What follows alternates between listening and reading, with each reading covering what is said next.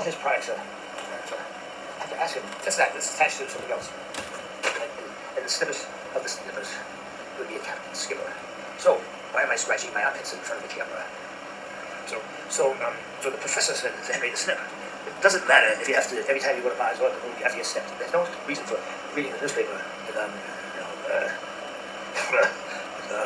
breakfast and theory at the same time. You're losing the effects of both by combining them into one. Well, what about, said Henry the Snip, if I was having a colonoscopy, reading the newspaper, eating breakfast at the same time? And the professor said, well, then you would be in a tripolar juxtaposition situation, in a position of pinnacle junction, upside down tower, where everything is sun up or sun down. And then, so Henry the Snip had learned many things in life.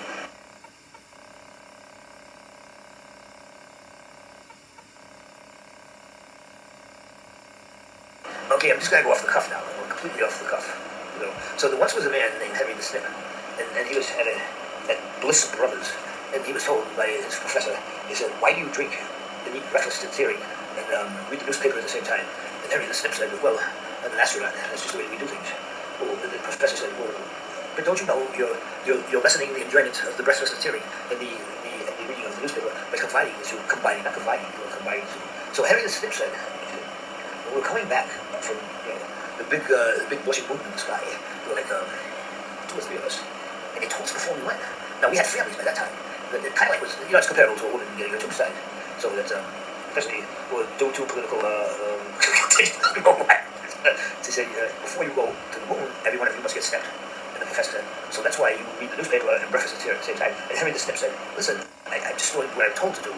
You have to, every astronaut is going to go to Mars. Before they go to Mars, they're going to get snipped. So be prepared.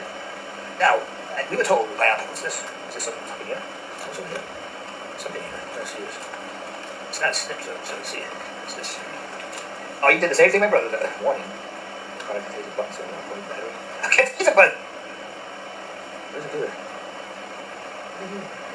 Is it turn on? Oh, there it is. I thought so. So I've always got an SD card. It flips back and forth. It's kind of like a horse tail. So all his products are. I have to ask him. That's attached to something else. And the snippers of the snippers would be a captain skipper. So why am I scratching my armpits in front of the camera?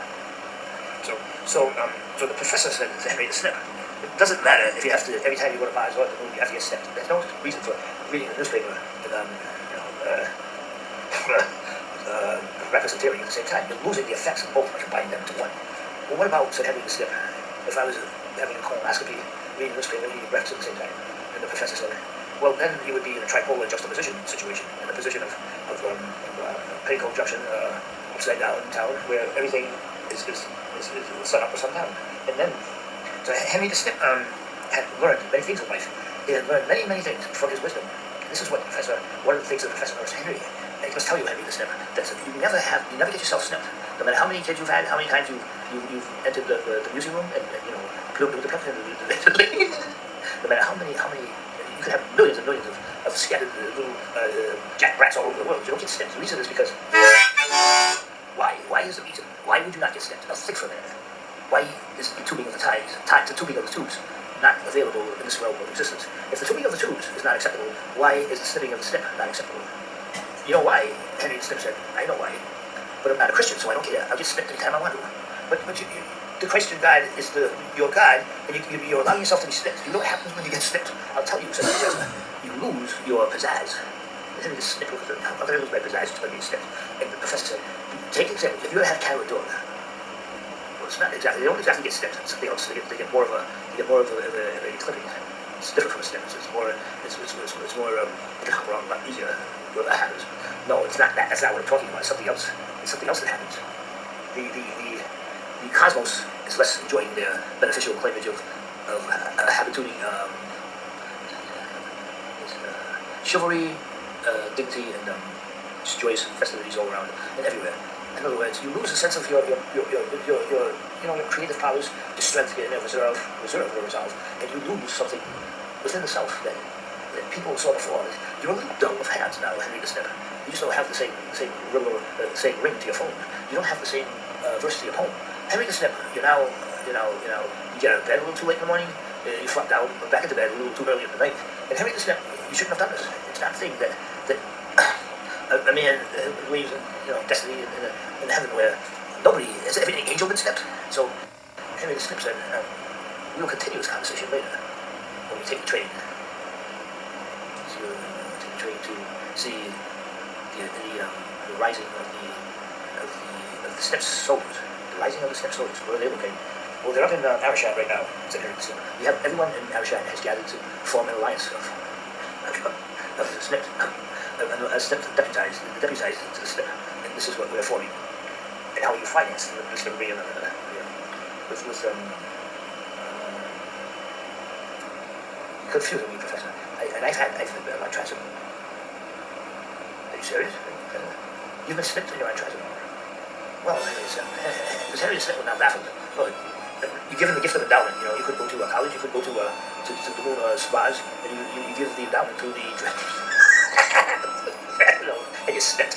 This is by no means they can't attach you, they can't match you, they can't watch you. So I'm going to put it in law. I know Professor Tutorial dull as they say I have no personality. Is that true, Henry?